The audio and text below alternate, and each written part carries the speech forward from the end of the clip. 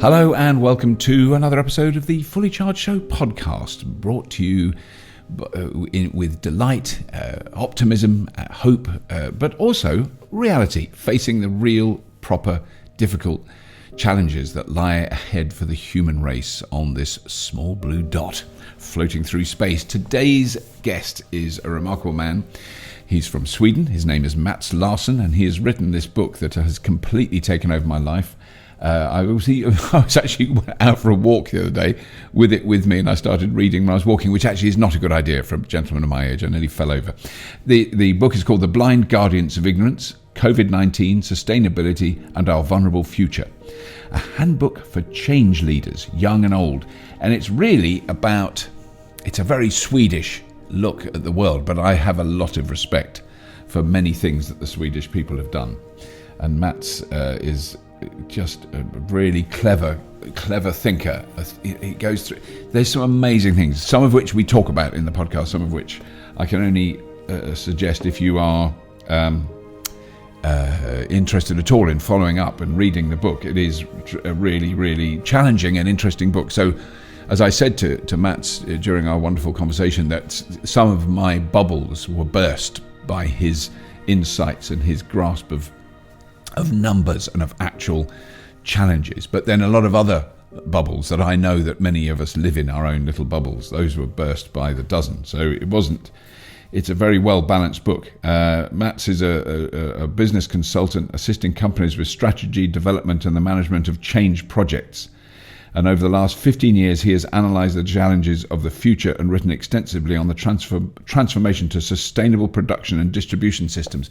He just goes into detail into some of the things we've skimmed on Fully Charged, but his a really, really interesting take.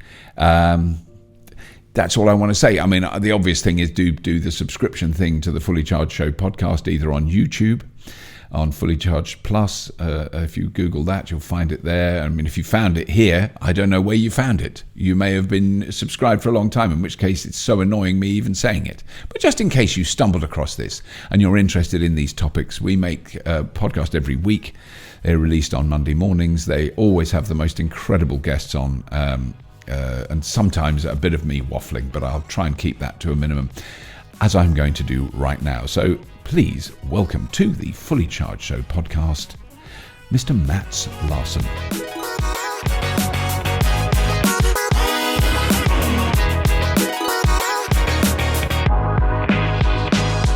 My Energy is putting the I back into British innovation. My Energy is putting the I back into inventing the future. My Energy is putting the I back into inspiring a nation. Recharging the world with green, smart energy. Charge your EV with your PV and more. Visit myenergy.com and help to spark the green revolution. My Energy, driving the charge to a greener future.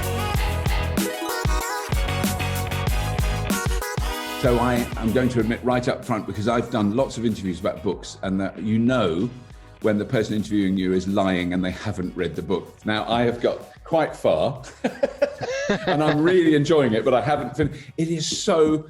It feels like it's like reading a really rich cake. It's so dense. It's so much, every sentence has so much, makes me think, oh my goodness, yes. Oh no, oh, I never thought of that. You know, it really is. It's wonderful. Yeah, it's wonderful to hear. Yes,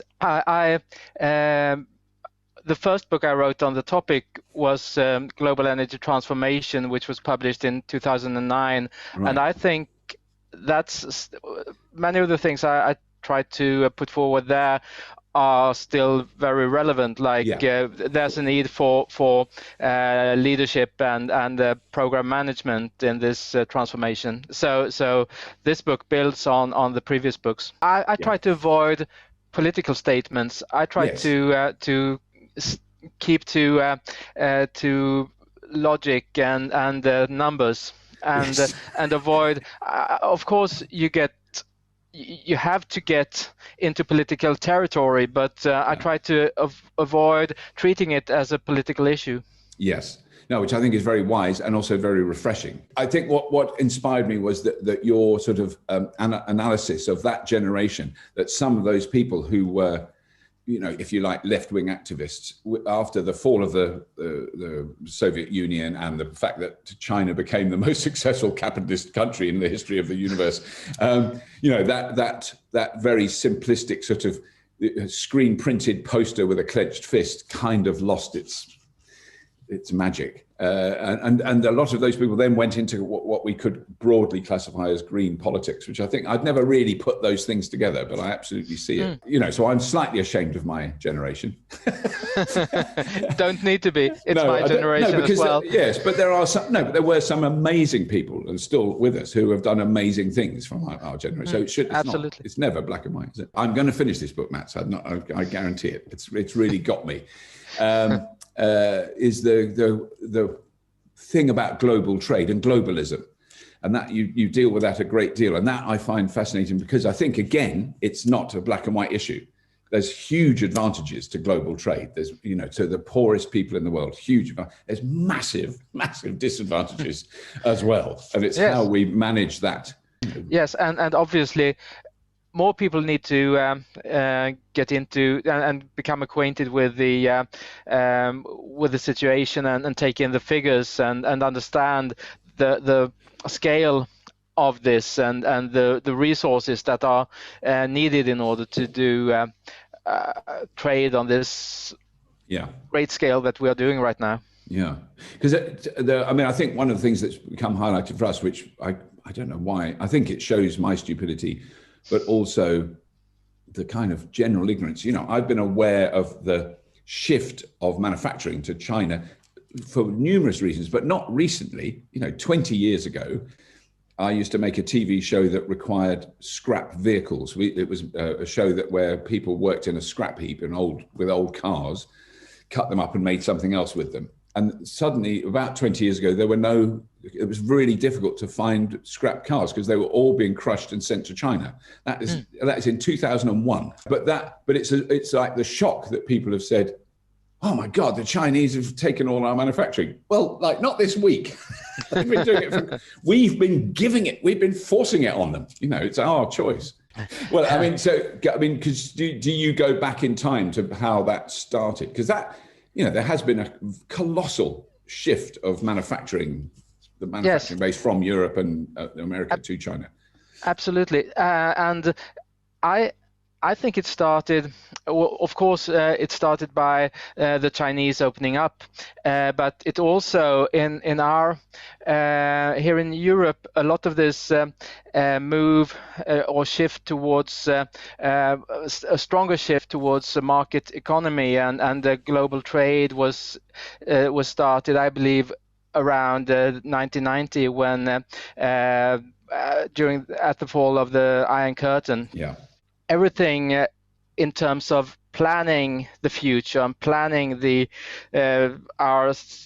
development of our society was discredited, and it became impossible almost to talk about anything that had to do with we need to think about how our industry, how our economy develops, and we need to instead leave everything, all of that, to the market forces. And that has become, as I argue in the book, The Blind Guardians of Ignorance, that has become a territory of ignorance where we are not aware of, and so we're not aware at present that we don't have the vocabulary to discuss planning or discuss how we can go about forming our society except through the blind forces of the market. Yes. And that I think is unfortunate, because it takes away from us. Now we see that China has taken over 28% of all production that's done globally. And wow. Is it a lot high? of wow, that yes, and that's actually Well, that's the biggest bit of what's produced in faraway countries, of course, but a lot more is some more is produced in India, in other Asian countries, and in South America, and so on. So more than 30% of everything that's produced is made in faraway countries, and a lot of that is exported to Europe and the United States, and we have become dependent on imports in all kinds of areas, like very important pharmaceuticals, important for life pharmaceuticals, medical technology, and for parts to production machinery that makes very important products here in Europe.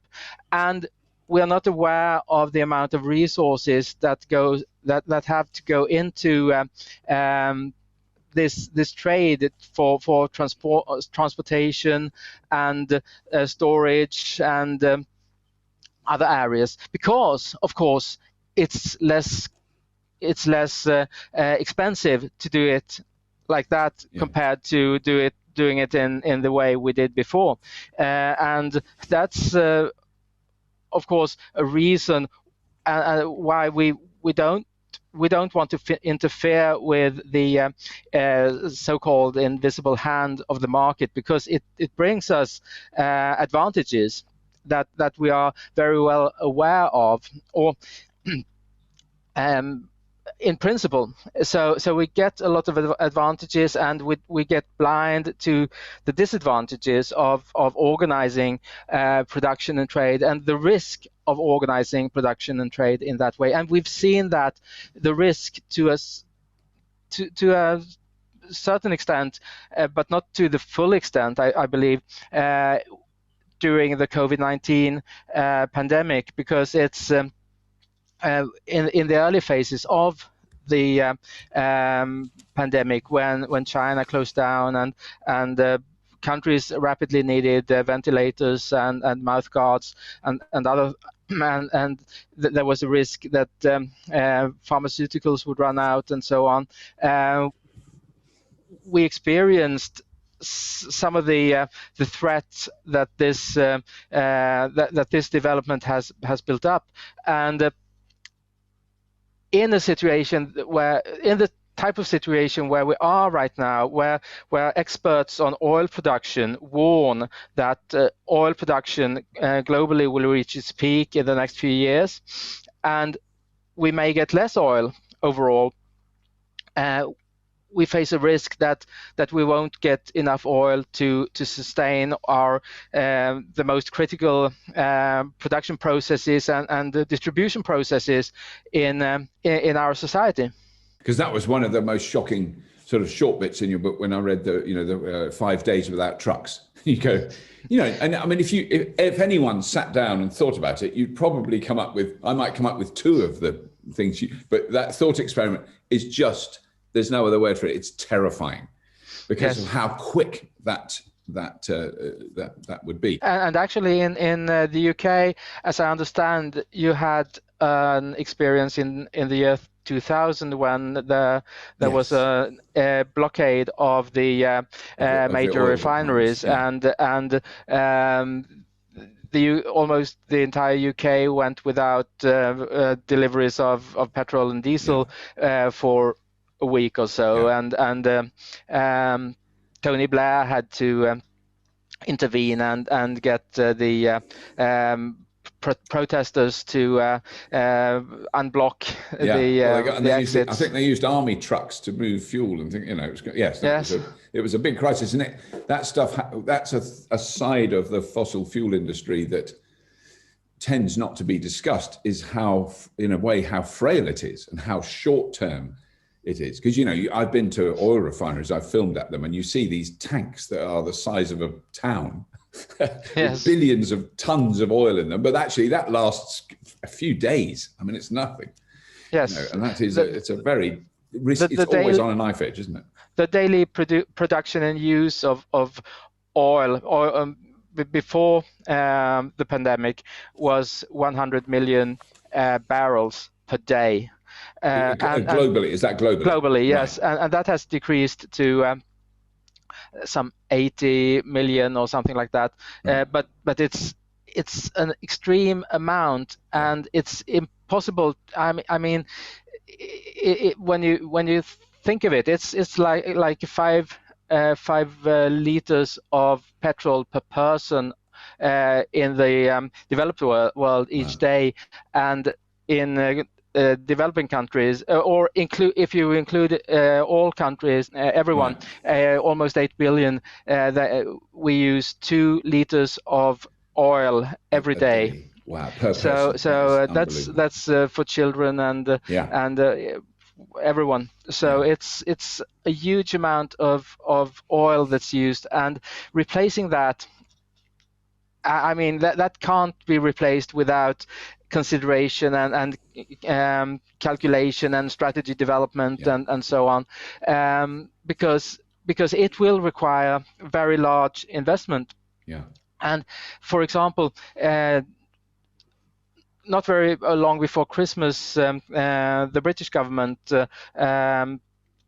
did decide about a 10-point plan, or they launched the 10-point plan, including the ban on petrol and diesel cars by 2030, and they and in order to drive the entire car fleet in the UK on electricity, you need the equivalent power of 20 nuclear power reactors. That's 100 terawatt hours of power. And at present in the UK, as I understand, there's a annual production of 320 terawatt hours. So in order to drive the car fleet, you need to expand power production by 1/3, and the same amount is needed in order to drive the transport vehicles like vans and heavy lorries and so on, and buses, and of course, there's agricultural equipment, harvesters and tractors and harvesters and so on, included in that as well. But in order to drive our vehicles on electricity, you would need in the UK 100 plus 100 terawatt hours, amounting to the production of 40 nuclear reactors. And I mean, what is that calculation done on if we just transition the existing fleet that we have? Yes. And you just replicate that, you flip it over, and they're all electric, and this is what you would need. Yes, and that of course would presume that you have all fully electric cars and no hybrids and so on. But it's also based on the assumption, it's a slightly low calculation for the car fleet, because I think 110 terawatt hours and a nuclear reactor doesn't produce 5 terawatt hours per year, so it produces on average a little less. So but then there's the assumption that about the same amount is needed for heavy transportation. And I think that's relevant in most countries, but of course it's not exact. But it gives a ballpark figure on what countries need to build in terms of production capacity. But they also need to expand the power grids and implement smart grid technologies, which aren't available at present. Because when you plug in your Tesla, it starts to charge immediately. But if everyone did that, at 5 o'clock in the afternoon, it would break down the power grids. I mean, just to quickly explain, when I plug my Tesla, it doesn't charge immediately. It waits till about 1 o'clock in the morning when electricity is very cheap. So the cars do have that sophistication already, even not Teslas, that you actually set that, because you learn as an electric car owner very quickly, when I charge it then it really costs a lot of money and I don't need it, so I'll charge it then when I'm asleep, and that's it doesn't take long to learn that. I have an electric car as well, a Renault Zoe, but we have a flat rate system for electricity here in Sweden, so you don't have that advantage. Plug it in at 5. And so I haven't learned how to. I'm not sure how I could learn to defer charging to That's quite interesting, because what is I don't know the generating setup in Sweden. I sort of, because I hear a lot about Denmark and the Netherlands and here. I don't know what's happening in Sweden. I don't know because you've got quite a lot of hydro, I would imagine. Yes, we do. But we also have, at present, I think we had 12 nuclear reactors in operation, but they've closed down, I think 4. So we have 8. And we've built about 20 terawatt hours of wind and combined heat and power capacity in the past 20 years. So about 1 terawatt hour per year we've added and that has created the opportunity to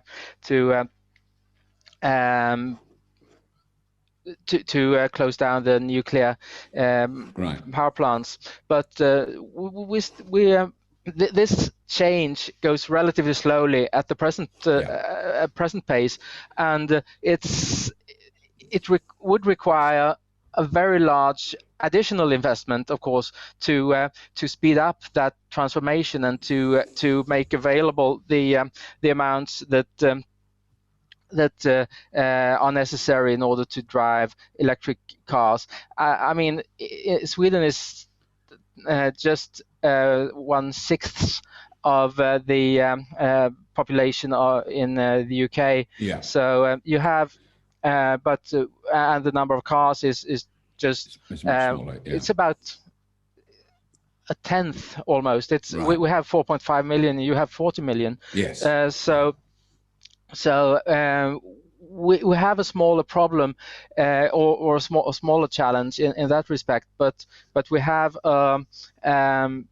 but for a population of 10 million people, it's still a vast amount of new energy that needs to be produced, and even if you have the opportunity to control charging from your point of view, you still need the intelligence in the power systems to control it in the future. When you have, say, 10 million or 15 million electric cars, it would still be a too high load on the power grid if everyone sets it at 1 o'clock or 1 a.m. or 2 a.m. and so on, because the peaks in the grid would change and transfer to other times during the day. Yeah, I mean, it's certainly something that's happened in this country, which has been quite encouraging, is the experimental development of local, because it's the local grid. So I know that, say, I live in a small village, and if everyone had an electric car and all their electric cars turned on at 1 o'clock in the morning, even if there's a low demand nationally, the demand on this particular bit of grid would be catastrophic. It would be. But there have been amazing experiments with just very simple, smart charging units, which all communicate with each other. So they're constantly talking to each other. This car is going to get more charge now, and then that one over there gets a bit less, and this one gets a bit more. And they've balanced it. And this is literally for a local substation, a very small network of maybe 50 or 60 houses, and it controls the demand on that. And they did that where they had, 50 houses where everyone did have an electric car, and just to see what would happen. And they did. It was manageable, but this is really part of a much bigger discussion about how we manage an energy transition, because I think it's become fairly accepted that certainly in the next 100 years, we kind of need to stop burning fossil fuels. That seems like a fairly sensible goal. It's not fantasy pipe dream. It's like, this is really quite a good idea to stop doing this. Yes. Well, if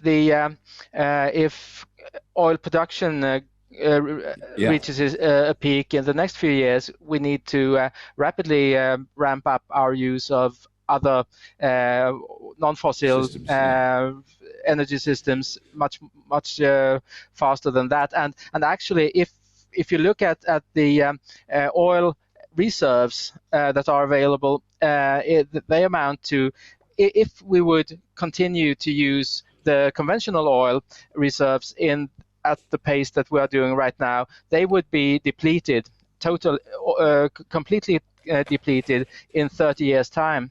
Wow. 30 or 35 years' time. Right. And the amount that's discovered every year is at present very low. Yeah. Because and that's not because oil prices are low. That's because there's less and less oil to discover. So we have that. There is a need, definitely, to replace oil very fast, and there is the increase that's going on in the fracking area, the unconventional oil production has picked up the increased demand in the past decade, but it's questionable how long this increase can go on, and it's also questionable whether the increase in the production of unconventional oil would be able to pick up the decrease when the conventional oil production starts to go down. Yeah. I mean, the UK has lost half your production, and so has Norway, as I understand, and a lot of other countries have started to their decline. Yeah. And there are fewer countries, a very small number of countries that are still able to increase their production, like the United States due to fracking, Canada due to fracking, Russia due more to some unused reserves. Or unexploited reserves, Saudi Arabia as well, but these opportunities are becoming less numerous, and countries need to very rapidly take in this information and start to act on how to replace oil at a much higher rate than at present. And of course, it's encouraging in a way that the UK government has decided to ban petrol and diesel cars by 2030, but it's worrying that they don't have a picture of the investment that's needed in order to achieve that. As you may know, Toyota just the week before Christmas said something quite astonishing, that they thought, and they haven't launched a fully electric car yet, and they said that they question whether it's realistic to go fully into e-mobility, because the investment needed in order to transform and expand the infrastructure for power production and power distribution is so high. So they estimated investment of $135 billion to $358 billion dollars in infrastructure in order to expand the infrastructure of Japan. And in the UK, you have half as many people, half as many cars, but it's still I mean, if we can assume that maybe half the amount that Toyota calculated for Japan would be a relevant ballpark figure for the UK as well. So it's I think governments are on the right track here in trying to promote e-mobility, but they need to catch up the understanding of what's needed in order to take the necessary steps. I mean, it's very difficult not to comment on that, because our government are really good at 3-word phrases, that we should be doing. They're very good at making those statements. They're not terribly good at the details, we've discovered, but I'm trying not to be party political, but I mean, in the current climate, who would want to be a politician at the moment? Because whatever you do, it doesn't matter what your politics are, whatever you do, it's going to be probably disastrous or a real bad mess. It's a really horrendous situation. It does mystify me why anybody would want to be a politician, but yes. But I mean, so the other side, I think that I've become extremely aware of the last few years, because of the transition I've personally been on. I thought, well, if in my latter years I may as well do this. So my house has electric cooking, electric water heating, solar panels, batteries, vehicle to grid systems, all that. Well, the thing I haven't solved yet, and this is extremely pertinent to anyone living in Northern Europe, is heating. So I actually have to use LPG because I'm not on a mains connection, liquid petroleum gas, to heat my house. And we have, unusually for this country, an incredibly well insulated house. It is actually a Swedish wooden house that was built after World War II. It was a very basic when we bought it. It was basically a shed. It was a wooden shed, and we've made it better. So it's a wooden house, which is quite unusual in the UK. So our insulation is Swedish level. It's very good, but we still occasionally, like today is a very, very cold day here, and I know the central heating is on, and that tears me to pieces that I am still burning a fossil fuel. And this year, 2021 is the year I am going to remove my gas boiler and find other ways of heating the home, which I think will be more expensive at the moment. It's not going to be cheaper. We use a lot of heat pumps that are basically electric, and they put a certain load on the power grid, but they produce you get 3 or 4 times more heat than what you pay for in terms of electricity. So it increases the energy by extracting heat from air, outside air, or the ground, depending on what technology you choose. Because what's your house heated with where you are now? Is that air source? Yeah, it's a air to water heat pump. So that heats the water in radiators like a traditional wet water. Yes, it system. does. Yes. Right. Oh, I want one of those. Yes, it's not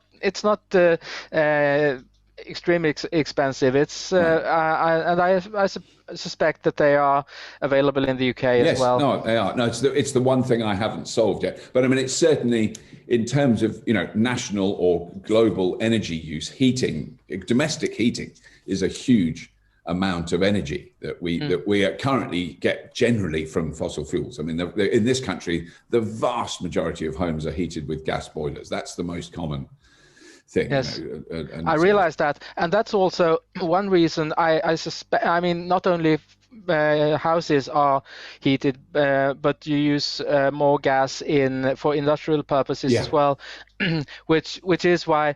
I mean, I compared yesterday. I know, as we all know, Norway is far ahead of most other countries in terms of penetration of the electric cars, and they have it's a rich country. They have an average income that's higher than most, substantially higher than most, but they also have a very, very large power production, and they use a lot of power. So they produce 135 terawatt hours of power per year, and in the UK you are 11 times bigger in terms of population.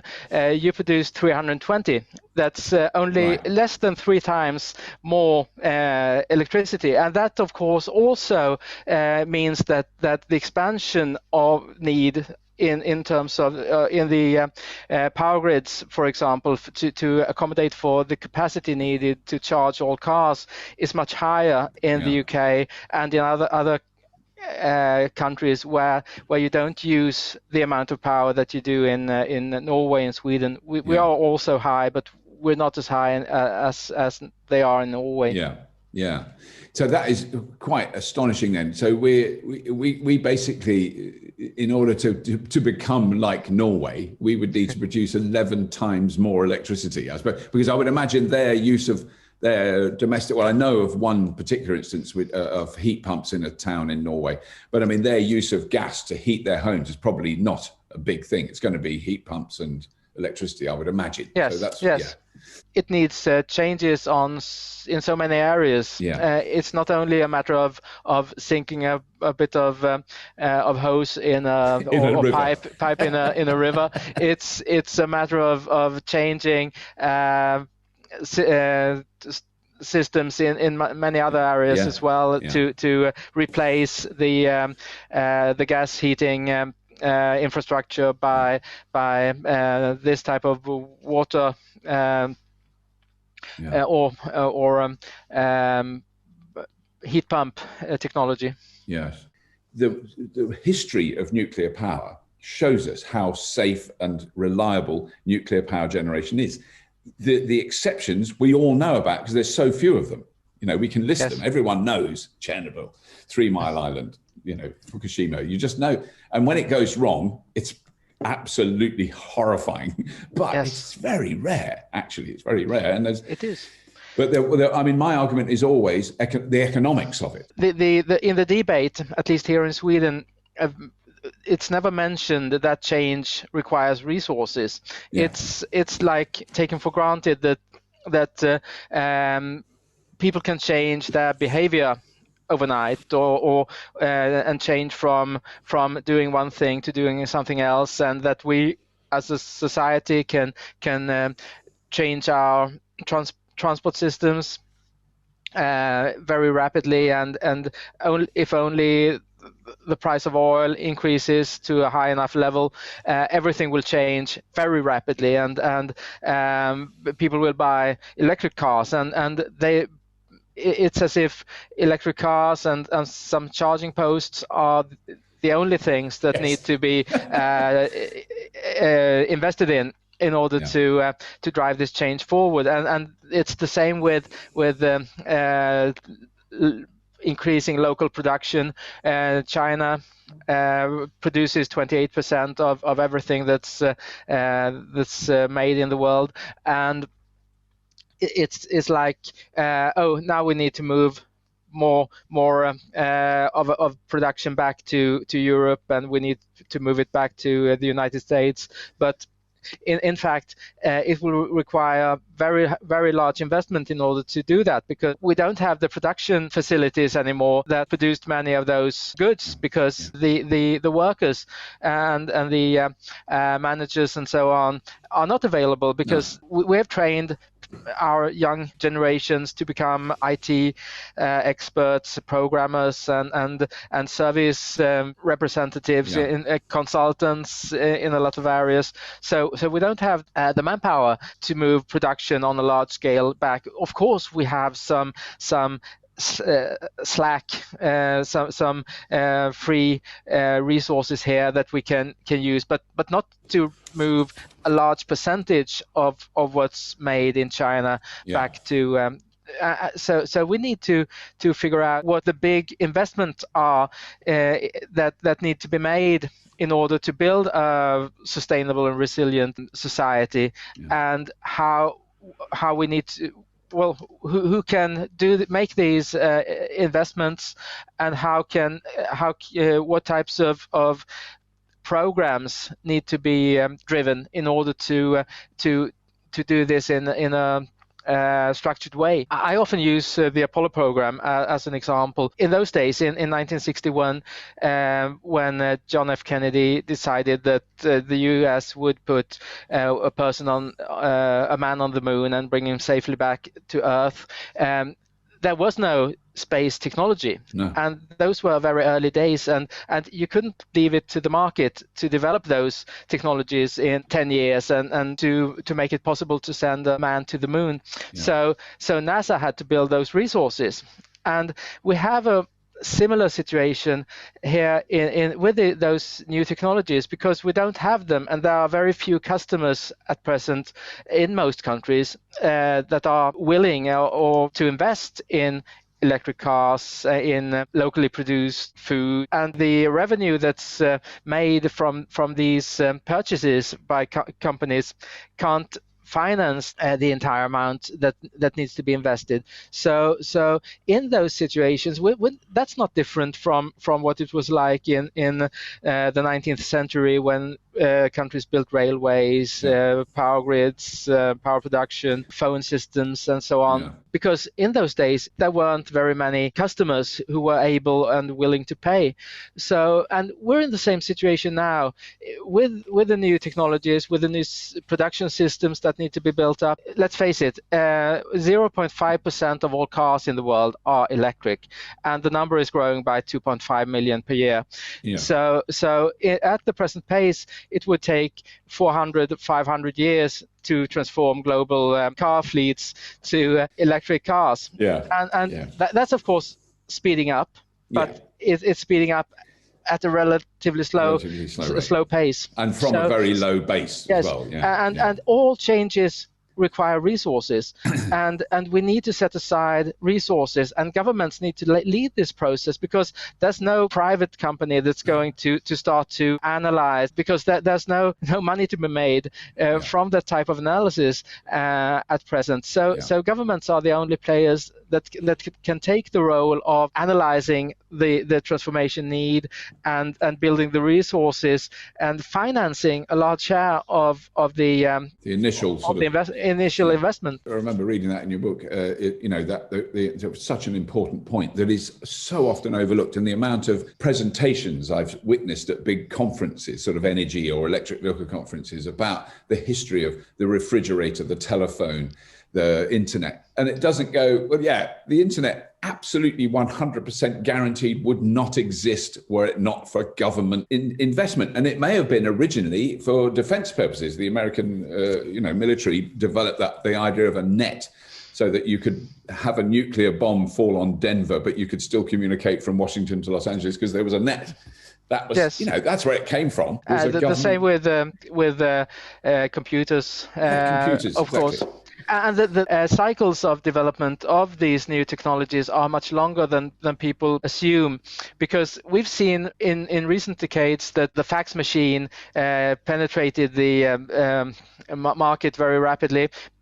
That was based on technology that existed. So, and fax machines had been developed, and the technologies had been developed for a very, very long time before that. And mobile phones were built on communication technologies that were developed for emergency forces, and they were just packaged into mobile phones in the early 1980s. If you look at the cycles of technology development, they run in the early phases over decades. The combustion engine was invented in some 1880s or something like that, but it was not until after the Second World War that the boom in the car ownership private car usage, it took off also, not only because Henry Ford built the assembly line, but also because governments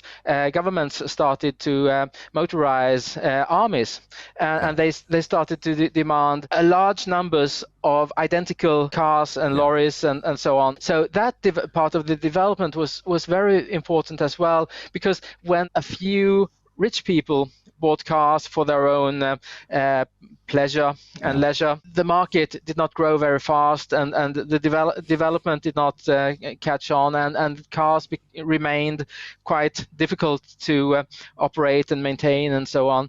But when countries started to motorize their armies, the demand changed to large series of identical vehicles, and they had to be easy to maintain, easy to drive, and so on. And that boosted car development and the car manufacturing as well. Maybe what we need now then is a global conflict, but we make sure that in the constitution all the tanks and vehicles have to be electric. I'm joking. Yes. It's a very but it's the governments have a role here in changing their vehicle fleets to increase the pace and to increase the demand very rapidly for electric cars, and that would also make apparent the limitations that are present in power grids and what will happen when there's not 1 million cars but 2, 3, 4, 5 million electric cars in the UK. I think the other point I would love to quickly cover with you, I would very happily talk to you for a day.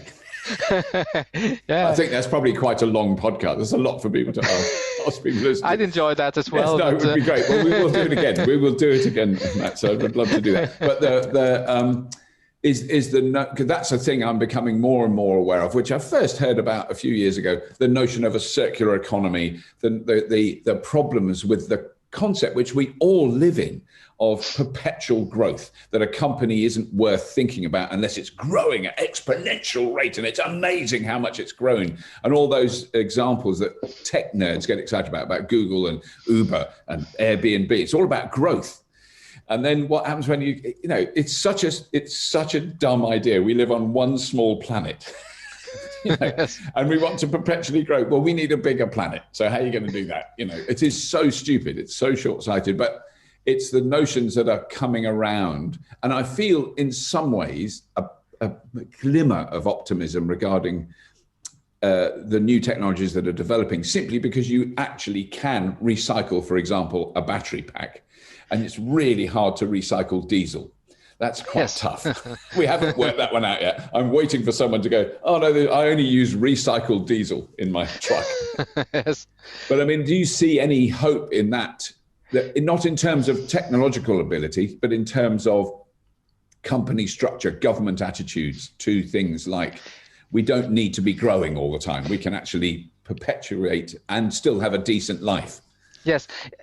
It is a very important issue, and it's, if more people have to turn their attention to it, because we can't continue to grow, because growth has been facilitated to a large extent by cheap energy, cheap oil, fossil fuels, and if those are going to decrease in volume and become available in smaller volumes, we need to adapt. But there is still a need in the present economic system for growth. Growth is why your pension plan is worth the amount, and why the amount of money in that's stored in different investments and all that investments sort of maintain their value, and that's relevant for real estate, for shares, for art, whatever it is you invest in. The expectation that it will be more valuable the next year or 10 years ahead is that's the reason why people invest, and that's the reason why people save money.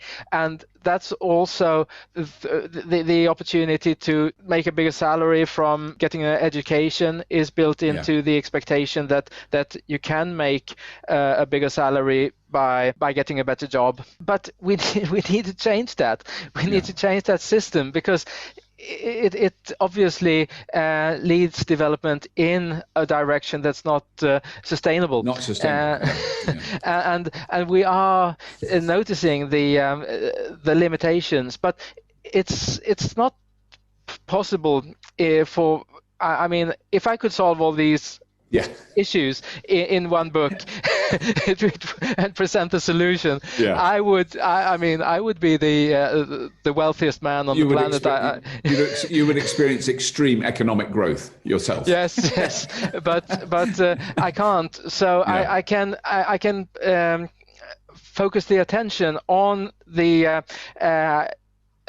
lack of logic in these expectations and in the need actually to, because it's not trivial. It's not something we can just push to the side and say, no, we do away with this growth expectation. We can just be content with what we have at present, and because then everything would fall apart and or stagnate at least. Stagnate, yes. But also, who would? I mean, there are people out there, of course, that needs to earn more money and that need to make a living, and we need to redistribute some of the wealth. In that case, if we don't have growth that can make everyone a little more affluent 2 or 3 years from now, and we can pull the less affluent with us. We need to find ways. If we have a stable state economy, we have to find ways to redistribute, and that's a political idea, I assume, but it's also down to logic that we need this expansion, and if we don't have it, I mean, we have some type of problem that's going to be tougher for some than for others. In the early days of the 20th century, you had labor unions, and there was and a lot of collective struggle in a way. In order to catch up with the rich and get a decent living, make a decent living from a day's wage. In a society where you can't facilitate growth for everyone, you'll have these problems of the different classes, and if you have a no growth society, you're going to end up in a situation where some people will have much less than they expect, and they will or than they want, and they will rebel against the system in some way. So I don't want to get political, because it's not my book is not about politics. It's about understanding the numbers, understanding the activities that need to be initiated in order to make it possible to transform society to sustainability and to resilience, and it's, I try to avoid politics, because but you have realities like the level of investment. You have realities like the division of wealth, in distribution of wealth in a society, and so on, that you have to deal with, and you have to consider how do we want to organize our society. And now that we are forced to consider whether or for how long it will be possible to maintain economic growth, we need also to consider how can we build a society, and can we change the systems, like how can we maintain wealth in pension funds and in other types of investment that's at present built on the fact that the value of valuable goods increases for every year. I cannot recommend the book strongly enough, and I'm really looking forward to finishing it, because I think it asks some, I find some of the questions you ask uncomfortable for my little sort of bubble worldview, which is really good.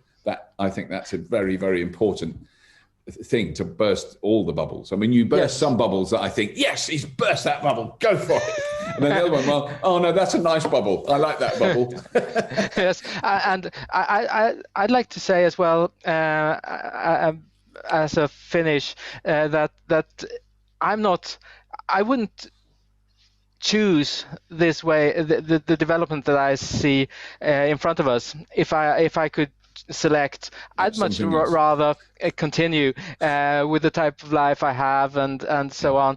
But I realize from looking at the numbers and looking at what's the challenges ahead of us, that we need to spend resources understanding this, and we need to spend resources changing our present way of doing things. So on a global scale, and that requires very large investment and very large commitment in various ways, and very large resources and people. The Apollo program activated 400,000 Americans in the drive to put a man on the moon, and we need to realize that in order to build a sustainable society, electromobility, we need to increase the number of people very dramatically who work with these things, and who electrify road systems, who build the business models for the service, different services that need to be created, build the number of people who build communication systems for the smart grid technologies, for example. So there are a lot of job opportunities and investment opportunities, but someone like with a lot of resources, i.e. the government, needs to kickstart this development and needs to put a relevant amount of funding into these activities. I heartily agree. Wonderful, thank you. Heartily agree. Thank you so much, Mats. It's been a real privilege to talk with you. I really enjoy it. I'm really enjoying the book. We'll stay in touch. Anyway, thank you so much. Thank you. Really good.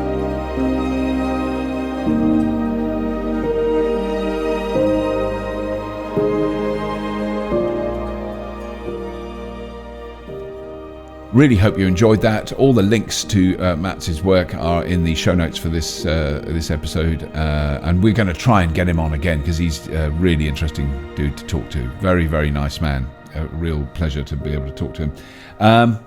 That's it. I think I meant to say that's it, but as I said that's it, I saw a text message come in, and that made me say that's odd.